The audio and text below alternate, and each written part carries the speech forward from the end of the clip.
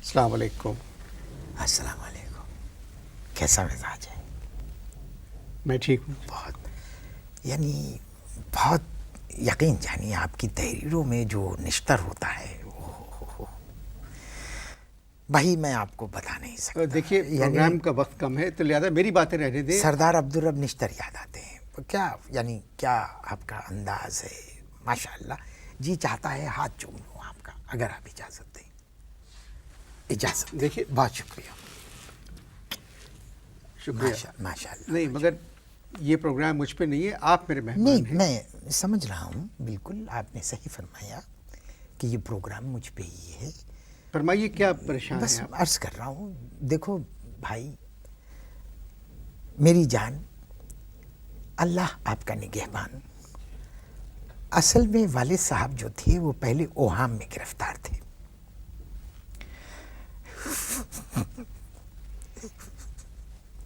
ہم وہ سچ مچ میں گرفتار ہو گئے ہیں. للہ کسی طرح سے ان کی رہائی کا بندوبست کیجیے, انہیں جیل سے نکلوائیے. بس ایف آئی آر کٹنا باقی تھی, یقین کیجیے وہ بھی کٹ گئی. ابو یعنی آپ کے والد؟ مطلب دیکھیے کسی اور کے بھی ہو سکتے ہیں لیکن ہمارے بھی. اچھا جی. آپ اپنے والد کو ابو کہتے؟ تبو کہتے تھے. کیا کہتے تھے؟ تبو. اچھا تبو جی. پیار سے ابا کو ہم تبو کہتے تھے. اماں نے منع کیا. اماں کہنے لگی کہ بیٹا یہ غیر ملکی اداکارہ کا نام ہے, تبو نہ کہا کرو. نواب صاحب آپ کے والد نے کیا کیا؟ اصل میں وہ بے شمار خواتین کی زد میں آئے اور اس عمر میں قانون کی زد میں آ گئے. اب ایمانداری کی اگر آپ پوچھتے ہیں تو مناسب نہیں لگتا, اچھا نہیں لگتا کہ ابا اندر ہیں اور اولاد باہر ہے. کچھ کیجیے. جرم کیا ہے؟ جرم الفت. میں سمجھا نہیں.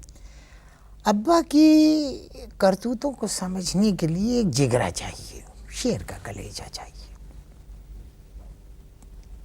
مگر جب تک مجھے آپ جرم نہیں بتائیں گے میں کیا کر سکتا ہوں؟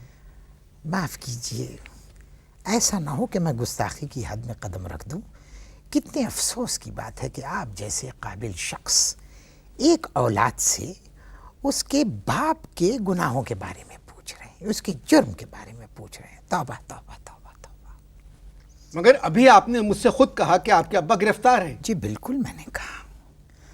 اب دیکھیے کہ میں اپنی بات پر چندہ قائم ہوں. والد صاحب سلاخوں کے پیچھے ہیں. کیوں ہیں؟ اب دیکھیے اس طرح کی کرتوتوں میں وہ پہلے بھی ملوث تھے, لیکن اللہ معاف کرے اس دفعہ معاملہ بہت گمبھیر ہے. ایک تگڑی سفارش چاہیے. بس کسی کو ایک کال کر دیں اور ابا کو کسی طرح سے جیل سے رہائی دلوا دیں. نواب صاحب جی جرم تو بتائیں. بھائی دیکھیے جرم کی تفصیل میں جا کر آپ وقت کیوں ضائع کر رہے ہیں؟ بس کسی طرح سوچیں, ایک فون کریں کسی کو اور نکلوا دیں. آپ کسی وکیل سے بات کریں. وکیل سے کیسے بات کر سکتے ہیں؟ اب وکیل سے بات کرنے کے لیے چاہیے پیسہ, وہ ہمارے پاس ہے نہیں. جائیداد ہم بھارت چھوڑ آئے تھے. جب تک مجھے آپ اپنے ابا کا قصور, جرم, ان کی حرکتیں نہیں بتائیں گے میں کچھ نہیں کر سکتا. اب دیکھیے اصل میں آپ نے مرگ ناگہانی تو سنا ہوگا. جی ٹھیک ہے. جی. لیکن اس دفعہ والد صاحب ناگہانی پکڑے گئے. اب اس بات سے آپ خود سمجھ لیں. میں نہیں سمجھا.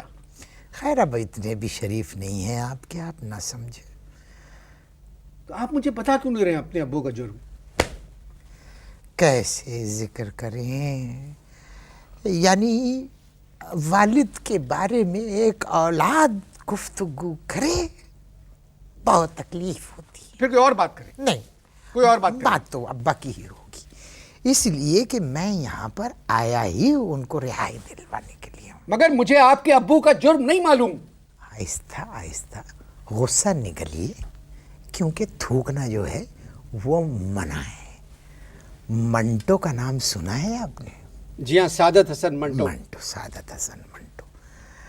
जिस तरह की उसकी तहरीर थी, अब्बा के करतूत भी बिल्कुल वैसे ही थे। अब जब उस तरह की तहरीर लिखने वाला जेल में जा सकता है, तो फिर माफ कीजिएगा वालिद साहब को तो सजाए मौत ही होगी। मुझे कहते हुए दुख भी हो रहा है, कहिए कहिए। बुरा भी लग रहा है। नहीं नहीं, कहिए कहिए अच्छा नहीं लग रहा कहिए कहिए, लिल्लाह कहिए। है। क्या आपके वालिद बदमाश हैं?